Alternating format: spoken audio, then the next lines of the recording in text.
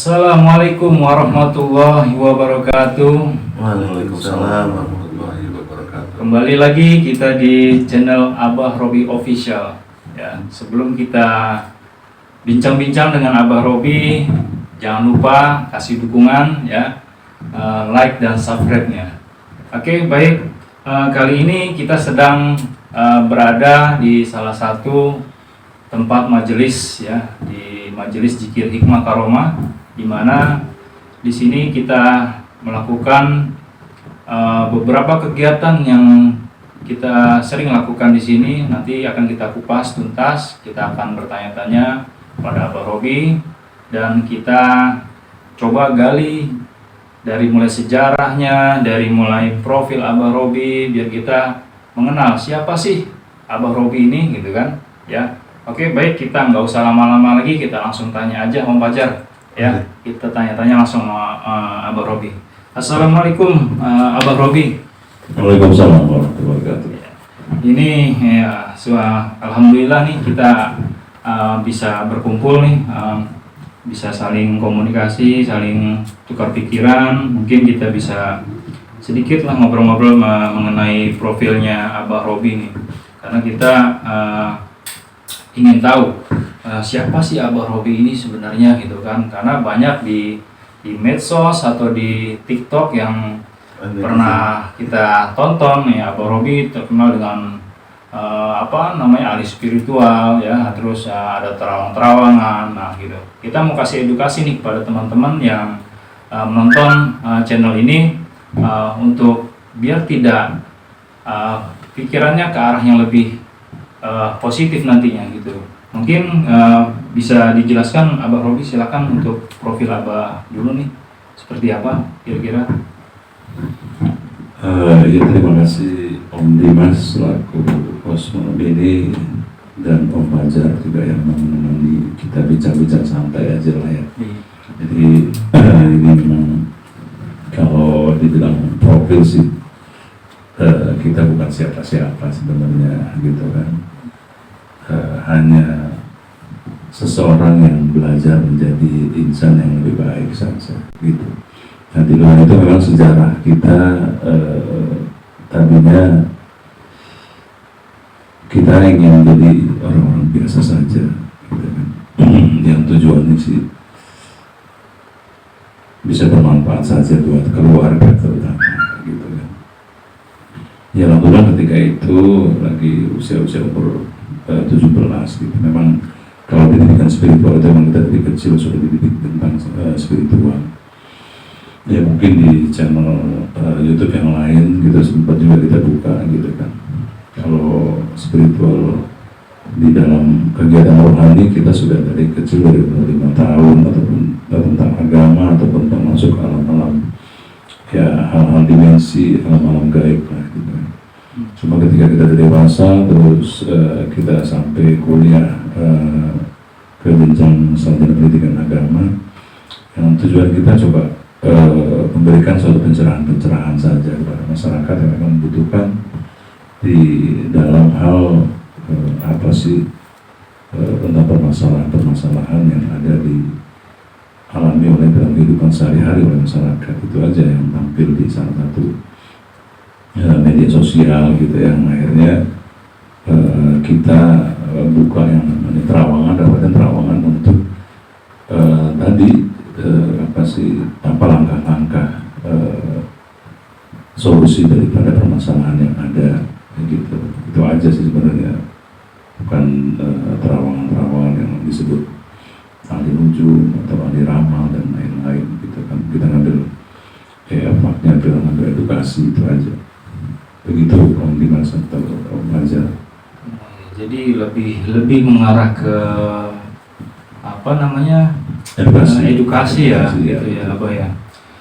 Oke, terus mungkin ada beberapa pertanyaan nih dari para netizen gitu. Kenapa sih melalui jalur-jalur seperti terawangan itu untuk melakukan syiar agama Abah Robi?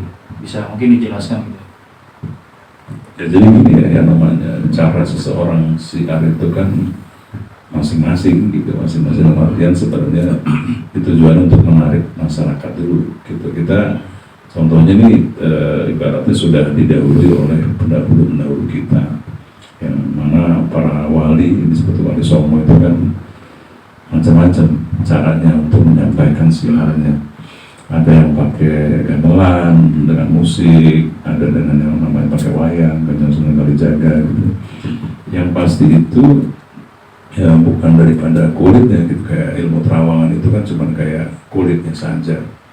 Kulit yang bahwasanya isinya itu menyampaikan, ini loh isinya tadi tentang alam-alam ketuhanan ketika kamu yakin adanya Tuhan dan kuasanya Tuhan. Jadi tidak ada hal yang mustahil buat Tuhan gitu. Ketika Tuhan sudah kun fayakun, jadi maka jadi, maka akan terjadi gitu loh. Edukasi kita ke arahnya ke sana gitu. Kenapa pakai terawangan? Yaitu ya sebagai apa sih, jalan aja, jalan yang untuk rame-rame, karena emang kan masyarakat itu yang paling senang itu pertama packagingnya gitu, bungkusannya gitu. Itu aja gitu, Dimas. Oke, terima kasih Abah Robi ya. Terus kita di sini ada yang namanya Majelis Zikir Hikmah Karomah Lailatul Qadar nih. Ini berdiri sejak kapan, Abah? Ya sedikit emang kalau berdirinya Majelis Zikir ini. Oke, Majelis Zikir Hikmah Karomah Lailatul Qadar ini sebenarnya sih kita bentuk sudah lama, dari tahun 94 lah. Gitu, tahun 94 itu karena memang untuk memasuki zona-zona spiritual itu yang pasti penguatannya adalah dengan zikir gitu, dengan tauhid yang terutama. Makanya akhirnya waktu itu kita masih muda ya, daripada kegiatannya yang ke hal yang negatif, ya kita coba rangkul, kita coba bahu membahu sama-sama dengan darah-darah kita yang masih muda, yang banyak pengen ke arah kesenangan dan lain-lain gitu. Ya, kita bikinlah yang namanya Majelis Zikir Hikmah Karomah Lailatul Qadar. Tapi habis itu sempat vakum gitu, karena kita pikir kita mewujudkan cita-cita kita dulu gitu ya, yang di alam syariatnya gitu. Setelah itu baru 2018 kemarin baru kita mulai buka lagi untuk aktif lagi gitu di kegiatan Majelis Zikirnya yang siarnya lebih luas, itu aja. Kalau siarnya sepanjang itu bukan vakum, hanya siarnya tidak terlalu luas gitu, hanya untuk teman-teman, saudara-saudara, sedulur yang memang dekat lah dengan kita, kurang lebih seperti itu. Jadi Majelis Zikir ini berarti di dalamnya adalah orang-orang yang mungkin yang senang dengan berzikir gitu, apa ya? Ya, bisa dikatakan gitu ya. Ya. Oke, mungkin dari Om Fajar ada ini pertanyaan atau yang mau, karena kan Om Fajar nih salah satu fansnya Abah nih, ya kan? Betul. Fans berat nih. Mungkin mumpung ketemu nih sama Abah langsung, mungkin ada yang mau ditanyakan gitu. Mungkin ada nggak, Om Fajar? Silakan. Di pertanyaan saya gini, Pak. Di Majelis Zikir ini kan ada salah satu kegiatannya adalah manakib ya, Pak. Kita ada ratib, ada manakib. Apakah itu akan rutin dijalankan, Pak? Seperti dulu gitu? Iya, jadi kita coba artiin dulu yang namanya kenapa kita bentuk ini namanya Majelis Zikir Hikmah Karomah Tambahannya Lailatul Qadar. Jadi yang namanya majelis itu kan tempat gitu, tempat duduk gitu, tempat duduknya zikir, tempat duduknya orang-orang berzikir gitu.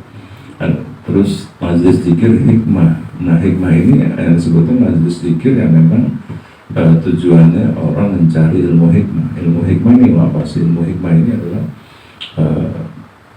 ibaratnya ilmu sirul asrar, rahasia di balik rahasia gitu.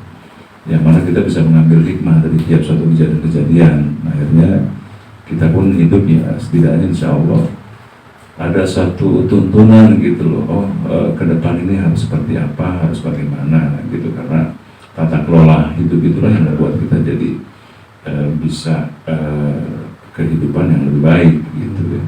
Dari ilmu hikmah ini yang pasti sudah bersanadnya sampai kepada Rasulullah gitu. Ilmu hikmah ini adalah dengan bahasa kalimat-kalimat Allah yang paling tinggi gitu, yang sanadnya sampai ke Rasulullah, ya insya Allah nggak sampai sasar gitu ibaratnya. Dan kita khawatir ini kan kita belajar banyak pemahaman di sana, keilmuan yang akhirnya menyesatkan ataupun kita yang sampai nggak tahu arah gitu. Itu makanya kenapa pakai majlis zikir dan hikmah gitu. Banyak juga sahabat-sahabat di sana gitu ya. Ilmu hikmah ini adalah ilmu rahasia yang memang dikasih oleh Allah kepada hamba-hambanya yang terpilih gitu. Nah, yang terpilih ini yang senang zikir, yang senang suci gitu, senang suci, senang dekat kepada Allah Subhanahu wa taala. Maka ya insya Allah memang dia sungguh-sungguh, dia rela, dia ikhlas menjalani zikirnya, maka akan terbuka dengan ilmu hikmah gitu. Nah, ibaratnya ilmu kasih sayang. Nah, dari situ ada yang namanya ilmu pertama zikir hikmah karomah. Dari ilmu hikmah ini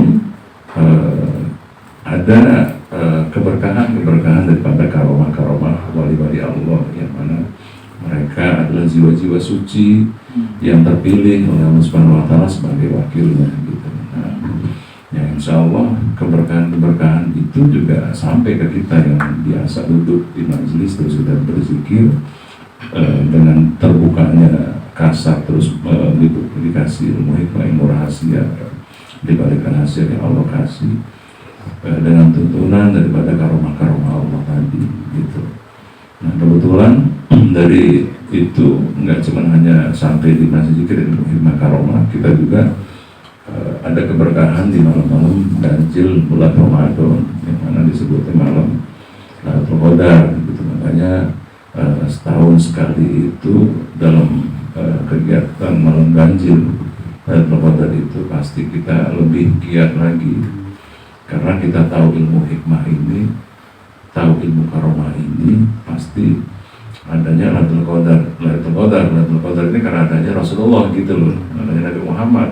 Nggak mungkin kita gitu kan kena Lailatul Qadar, kena ilmu hikmah, kena ilmu karomah kalau nggak ada kanjeng Nabi gitu Muhammad SAW. Makanya jadi dalam kita berzikir pun bukan hanya zikir mengingat Allah, ya kita juga bersolawat kepada Rasulullah gitu, yang mana kita tahu zikir ini dari mana kalau bukan dari Rasulullah SAW gitu.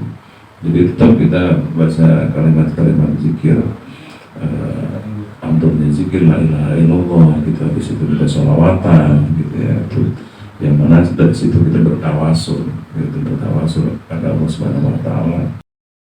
Ya, mungkin nanti bab tawasulnya dibuka di lain kesempatan gitu kurang lebih. Oke.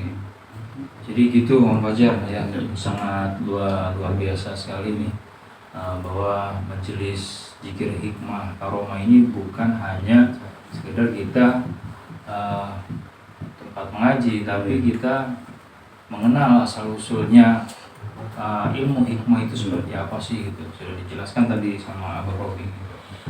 Nah, dari majelis zikir hikmah karomah ini pastinya Abah Robi punya visi dan misi nih. Ya mungkin bisa dijelaskan nih apa nih visi misinya majelis zikir ini apa sih, selain mengajak masyarakat ini untuk berzikir dan mengaji lah ya. Iya, jadi tadi mungkin sedikit tambahan jawaban dari Mas Fajar. Jadi kegiatan majelis zikir ini tadinya kita tawasul tiap bulan. Kita sebelum adanya pandemi kita bikin tiap akhir bulan kita bacanya ya, baca ratib, terus baca manakib, juga di dalamnya kita baca khutbah Quran gitu. Terus begitu memang keadaan lagi pandemi seperti ini, ya kita nggak berhenti kegiatan sih gitu ya, tetap kita adain zikir tapi dengan virtual gitu ya, dengan online yang mengikuti lah aturan pemerintah yang ada gitu, protokol kesehatan dan lain-lain, yang tujuannya kita sama-sama menjaga ya, jaga imun ya, tetap jaga iman gitu ya, harus dijaga dua-duanya gitu ya, imun dijaga ya, iman juga harus dijaga gitu. Jadi kayak gitulah. Tadi kenapa misinya Majelis Zikir Hikmah Karomah. Jadi visi misinya ini yang pasti visinya adalah hijrah dalam keimanan. Jadi yang namanya kita dikasih amanah bisa ngobatin gitu kan, karena kegiatan Majelis Zikir Hikmah Karomah ini nggak cuma tadi gitu Majelis Zikir cuman zikiran dan tawasul, ada juga kita kegiatan yang namanya konsultasi spiritual buat sedulur-sedulur atau sahabat ataupun masyarakat atau Robi Official ini yang memang butuh tentang spiritual seperti apa sih. Kita ada satu kegiatan juga disebut konsultasi spiritual, dan ada juga pengobatan dengan cara pengobatan non medis gitu, dengan cara spiritual gitu. Nah, dari pengobatan spiritual ini visinya sebenarnya adalah ketika kalau ngobatin orang ini sebenarnya bonus aja, bonus perjalanan buat orang-orang yang memang menuju menjadi orang yang soleh. Dalam perjalanan itu pasti ada dikasih bonus-bonus oleh Allah Subhanahu Wa Taala. Gitu. Ada bonus yang memang berupa talenta tersendiri ya, dia bisa ngobatin orang, dia bisa nerawang gitu. Bukan berarti orang bisa nerawang kayak kita dianggapnya melebihin Allah, melebihin Tuhan, tidak. Justru yang kita dapetin khobarnya ya dari Allah gitu. Nah kalau beda lah pasti gitu, ibaratnya kalau kita dekat sama yang maha hidup, yang maha menghidupkan gitu kan,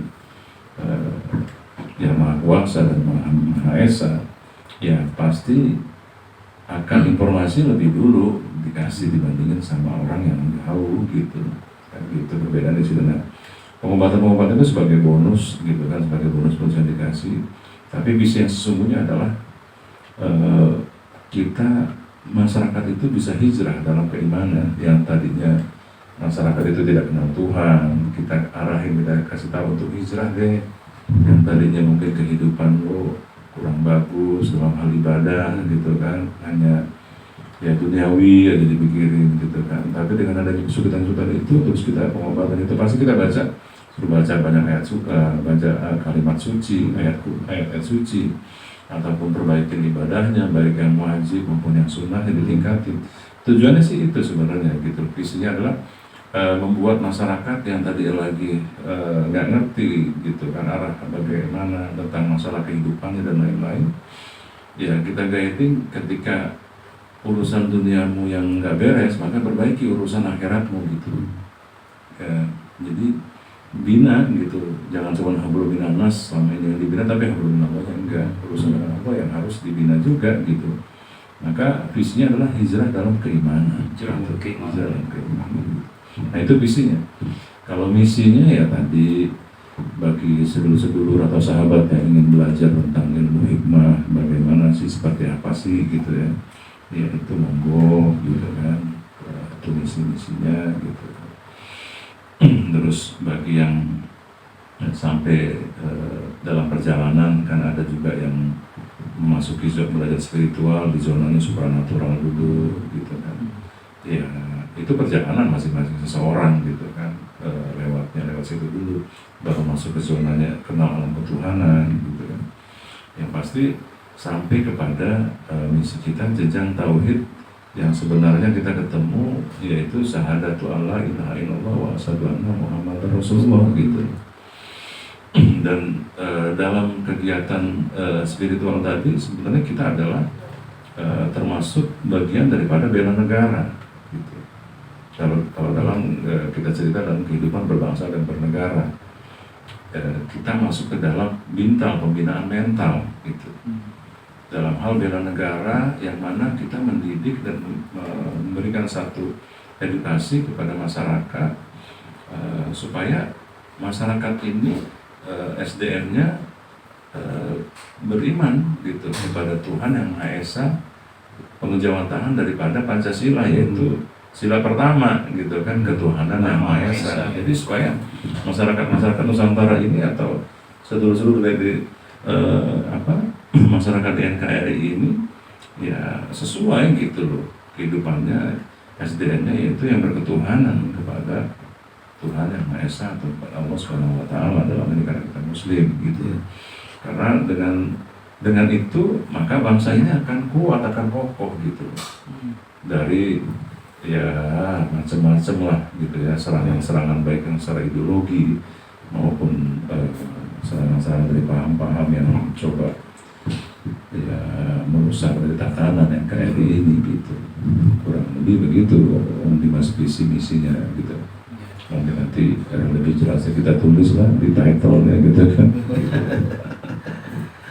Oke, kita terima kasih Abah Robi sudah menjelaskan ini dari profil majelis. Kita sudah hampir 15 menit gitu kan. Jadi kesimpulannya adalah bahwa Majelis Zikir Hikmah Karomah ini adalah tempat kita belajar ya, tempat kita menimba ilmu, bukan hanya mengetahui dari segi agama saja, tapi kita bisa dapat bonus-bonus ya dari Allah Subhanahu wa Ta'ala ketika kita sudah sampai di tatanannya gitu. Betul ya, Abah Rohim? Iya, kurang lebih gitu. Jadi berarti gitu. Supaya orang itu konteksnya memahami bahwasanya hal-hal yang orang punya kelebihan bisa begini bisa begitu, jangan dianggapnya yang tanda kutip gitu, yang negatif, yaitu disebut dukun gitu ya, disebut dukun beranak atau pencabul atau dukun apa yang konotasinya negatif gitu. Padahal di luar itu banyak gitu orang-orang yang terpilih, yang memang Allah pilih gitu kan, untuk mendapatkan bonus-bonus itu. Hanya memang ya tadi pilihan-pilihan Allah juga kan pasti ada basic, ada dasarnya. Makanya di sini kita buka kajian-kajiannya, kita kategorikan ada spiritual tentang spiritual religius yang lebih cenderung kepada ayat-ayat kauniyah, ayat-ayat kauliyah. Kalau spiritual religius itu pada ayat-ayat yang surat gitu ya. Terus ya kita juga kajiannya ada tentang spiritual identitas atau spiritual DNA, yang mana banyak di luar sana yaitu sedulur-sedulur gitu kan, kadang dia merasa ada jiwa-jiwa yang lain yang sering hadir di dalam kehidupannya, terutama jiwa-jiwa leluhur gitu. Nah ini adalah masuk dalam kategori spiritual tentang identitas atau spiritual DNA-nya gitu. Nah ini biasanya ada DNA turunan terah raja atau terah ratu gitu ya. Ini yang disebut, yang kita ada kategorikan. Jadi ada spiritual religius, spiritual agama yang kepada arahnya ayat-ayat kauliyah, ayat yang tersurat di dalam Al-Quran. Ada juga spiritual DNA atau spiritual yang ada di Nusantara, yang kami sebutnya sih sebagai ayat-ayat kauniyah atau yang ayat-ayat yang tersirat gitu. Yang mana di sana lebih banyak simbol-simbol dan instrumen gitu dalam hal itu. Dalam spiritual Nusantara ini kan banyak disimbolkannya harus mandi pakai ikan putih, maksudnya biar bersih, terus tambah pakai kembang gitu kan. Orang kalau itu kan negatif aja gitu Pak. Kalau udah begitu kan negatif saja gitu kan. Wah, mandi kembang nih, kalau itu tengah malam dibikin lagu deh, mandi kembang tengah malam jangan kau lakukan gitu. Ya udah, yang sumbu pendek dianggapnya itu wah yang syirik tuh gitu kan, dan lain-lain lah gitu. Jadi padahal ya yang namanya syirik gitu itu kan yang tahu batin itu kan cuma kita dengan Allah gitu. Jadi belajar spiritual ini sebenarnya pengejawantahan daripada rukun iman gitu. Rukun iman ini kan kita yang pertama percaya kepada Allah, percaya kepada malaikat, percaya kepada nabi-nabi, kepada kitab, percaya kepada hari kiamat, gitu kan. Percaya kepada qada dan qadar baik dan buruknya Allah. Nah, rukun iman ini kan hal yang goib, cenderung lebih banyak, gitu kan. Sifatnya goib, Kelihatan lah ya. nggak kelihatan, gitu.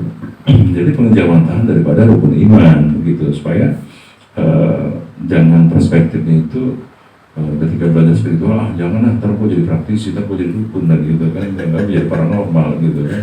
Wah, paranormal ini kan identiknya dekat-dekat sama setan, dekat-dekat sama jin gitu kan. Wah, ntar dekat tukang sihir lagi gitu kan, tukang santet lagi gitu.